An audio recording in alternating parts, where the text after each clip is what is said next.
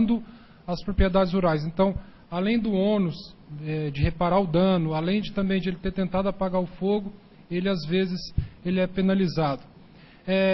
E você citou aqui anteriormente que o bombeiro, ao atender a ocorrência, né, que o proprietário rural ele pode procurar o bombeiro, vocês fazem o boletim de ocorrência, correto? Então, dentro dos levantamentos que vocês fazem no boletim de ocorrência, vocês constatam alguma coisa que possa provar que o incêndio não foi provocado pelo proprietário rural, que foi provocado por outra pessoa, para que até ele utilize aquela informação como resguardo de uma futura fiscalização? Então, nós realizamos sim essa ocorrência, nós fazemos esse boletim. Agora, quanto à questão se o fogo originou na sua propriedade ou veio de outra propriedade, assim, somente depois de uma perícia realizada no local, ali a pronto emprego, atendendo a ocorrência, registrando ali, fazendo o boletim, não é possível você fazer esse estudo, esse laudo, porque seria um laudo pericial que constataria aí onde realmente, de onde que veio o incêndio, onde que ele surgiu, de forma que o produtor rural ainda daquela área ali atingida, ele pudesse se precaver e pudesse, junto aos órgãos ambientais aí, fazer a sua defesa em prol dessa atuação, em prol dessa multa que poderá surgir sim, né? Então ali o produtor rural, a partir do momento que teve a sua área queimada, ele solicita a ocorrência do bombeiro, nós vamos lá, registramos essa ocorrência, a partir daí ele vai dar entrada e requerer junto à Polícia Civil nas estados delegacias que seja feito um laudo de perícia, né, um laudo pericial daquela área, de forma para realmente saber se o incêndio foi criminoso ou não, se surgiu na área dele ou veio de fora. Então, na verdade, essa área de perícia não é feito, mas o boletim de ocorrência nós orientamos realmente aos produtores rurais que foram vítimas num caso semelhante a esse. Então, que mesmo às vezes que não tenha procurado o corpo de bombeiro, às vezes você tomou, às vezes o proprietário tentou realmente resolver sozinho, junto com seus funcionários, tentar apagar o fogo e foi surpreendido por uma fiscalização. Então, que procure então a delegacia que registre esse BO, ou que mesmo que tenha passado um dia, 2 dias, tenta comunicar o bombeiro para ver se ainda é tempo de fazer algum boletim de ocorrência, para você ter alguns elementos de uma defesa. Lembrando, eu gostaria de salientar aqui que não necessariamente o produtor estará resguardado e blindado da fiscalização.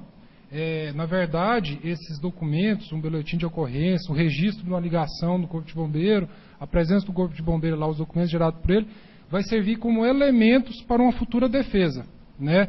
Então, é importante juntar todos esses elementos, todos esses documentos que vocês conseguirem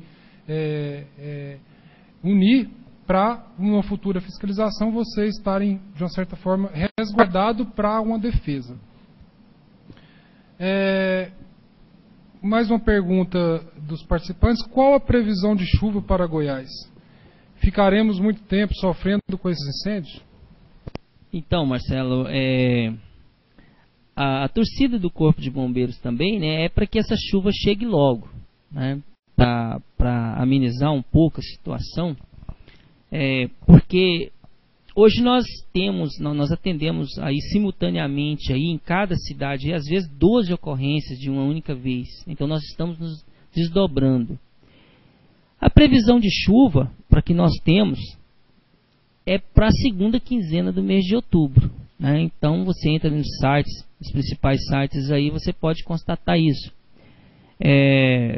Mas há algumas informações que entre dia 25 e 28 agora de setembro, pode ser que chova na nossa região, mas a probabilidade ela é bem pequena, né, de apenas 7 até 13% para que chova aí entre 5 milímetros, é o que a gente pode perceber aí em alguns sites.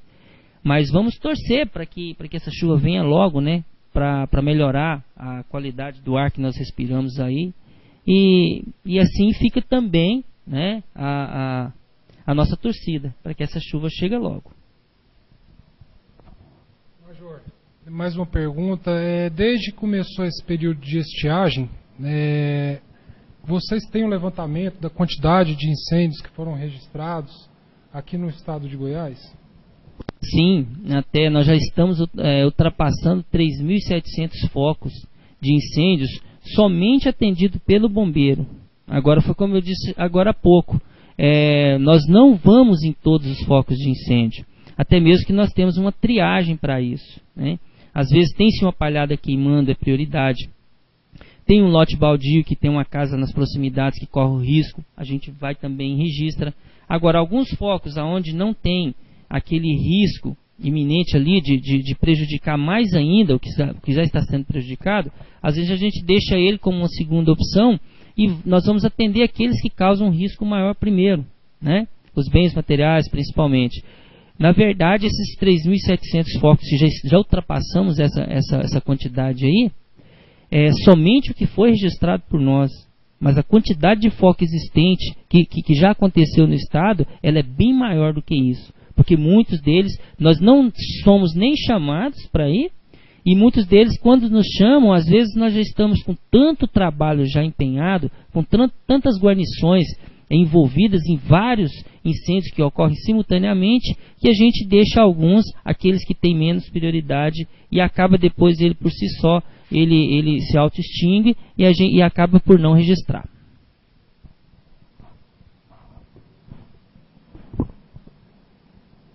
Sim, mais uma pergunta. Dentre esses mais de 3.500 casos registrados aí, quais foram os casos mais graves que os bombeiros atenderam nesses últimos dias? Olha, são 3.700, na verdade, casos até agora atendidos. Agora, nós tivemos queimadas nos nossos principais parques estaduais e federais aqui do nosso estado, né? Podemos citar aí o Parque Nacional de Caldas Novas, o Parque Estadual de Caldas Novas, o Parque Estadual da Mata Atlântica, a Serra dos Pirineus também, né? Aqui em Goiânia, o Parque Ecológico de Goiânia, tivemos como unidade federativa aí a um parque federal aí, o Parque Nacional das Emas, que queimou bastante. E várias outras reservas, nós tivemos aí uma APA agora do Encantado, que queimou também uma parte. O Parque Estadual Jaime Câmara também, Meandros do Araguaia, que pegou fogo. Então, de um lado e outro do estado, todo o estado está sofrendo com as queimadas de uma forma só, né? E o mais grave, no nosso ponto de vista, foi um que teve no sudoeste do estado, onde houve uma vítima fatal, né? Então morreu lá um caminhoneiro que atravessou uma cortina de fumaça causada por um fogo numa palhada, e o caminhão dele teve um problema lá, mecânico, de ordem mecânica, e ele não suportou ficar no caminhão pela quantidade de fumaça e saiu do caminhão. Essa fumaça alcançou, asfixiou esse motorista, ele caiu e o fogo passou e carbonizou o corpo, né? Então isso foi um dos primeiros casos registrados de óbito através dos incêndios florestais aqui na nossa região, no nosso estado. E que para mim esse ano foi um dos casos mais graves que teve, até porque nesse mesmo dia pegou fogo no Parque Nacional das Emas, pegou fogo no Parque Estadual de Caldas Novas e em várias outras regiões, né? Tudo simultâneo, tudo ao mesmo tempo. Então, na verdade, foi um dia muito crítico para os combates aos incêndios florestais no nosso estado. E dessas áreas de parque, para ser mais específico, existe uma causa, existe assim um fator que tem causado isso? No caso dos Pirineus, dos que você citou, um que a gente tem informação dos Pirineus foi um caso de um acampamento. Nesses outros parques também é dessa forma? Como que está acontecendo essas queimadas nessas áreas de parque? Então são todas causas humanas, né? A única ali que a gente, assim, que não foi assim provocada assim diretamente pela mão do homem ali, que também não foi uma causa natural, foi o incêndio do Parque Nacional das Emas, que segundo o próprio diretor do parque, foi uma linha de transmissão de eletricidade, que rebentou um fio, caiu numa palhada de um vizinho lá do parque, e provocou um incêndio esse fio energizado dessa linha, e que se alastrou para o parque. Então, esse aí foi o único caso de todos eles que não foi ali pela mão do homem, né, que foi uma causa antrópica diretamente. Que acaba sendo depois porque quem fez aquela linha foi o homem, se estragou, se caiu, também ali o culpado foi o homem. Falam-se também na questão dos incêndios provocados de forma natural, né? Aí está a combustão espontânea. Esses casos aqui, tratando no nosso estado de Goiás, né? Esses casos acontecem? Como que é? Olha, existe sim a combustão espontânea, existe o fogo, que é a causa natural, mas é aquele de raio, que nós não estamos ainda no tempo dele. Somente quando iniciar o período chuvoso, que vai ter as primeiras descargas atmosféricas e que vai ter então os primeiros focos de causa natural no nosso estado.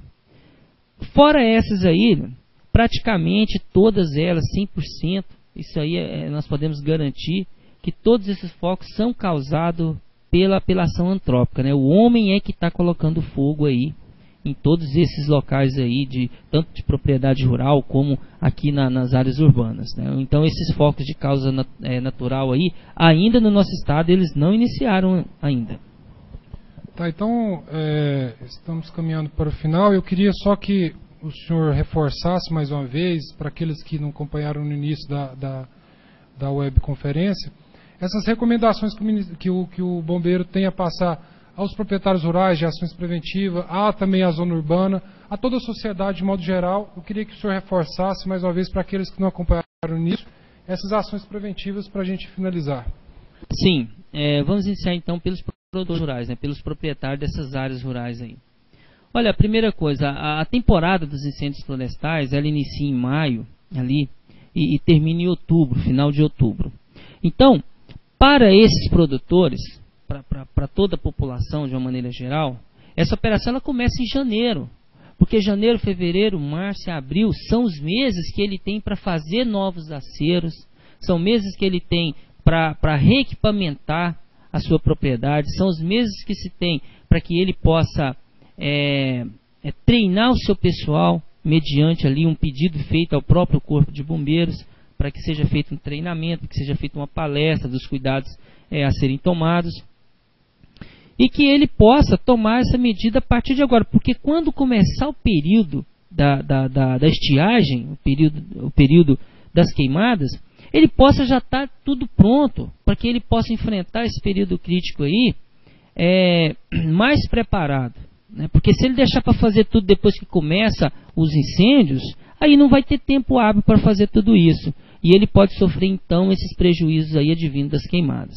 Na zona urbana, o que se tem que fazer é que cada pessoa possa manter o seu lote, o lote ali que ele tem, com a vegetação baixa, através de roçagem feita 2, 3 ou até 4 vezes por ano. Ele tem que manter aquele lote que ele tem ali com a vegetação rasteira, com a vegetação baixa.